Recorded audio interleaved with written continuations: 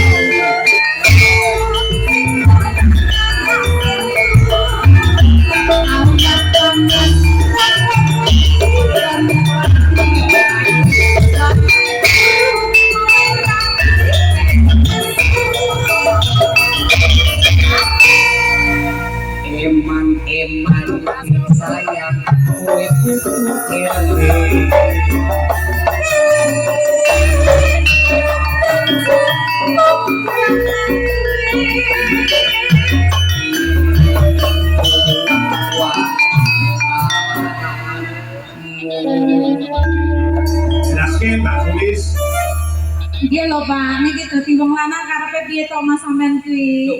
Lek usaha wis ora kurang-kurang wis jokono jokene. Asile ndi? Aku njaluk kopi, njaluk gula, njaluk teh ora mbok kowe dhuwit. Tapi kowe saben bengi njaluk ngomong mongkrang, mangkring, mongkrang, mangkring masamu. Kuwi ngono wis kewajibanmu wong ayu. Kewajiban ki apa ora ya kesel lho Mas, nek dina mbok pangkring ngono kuwi ya sakit. Wong wedok iki lho, inna wa ma'asobirin. Artine sekali merdeka tetap merdeka.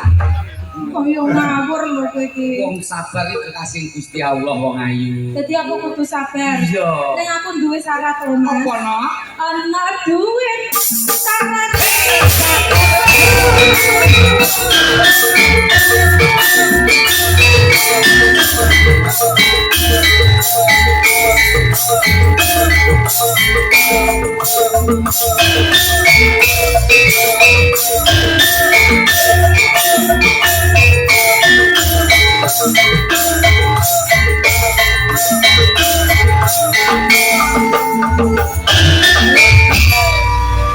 Embok iki karepku saben dina ngacakanku hasil gede kowe jaman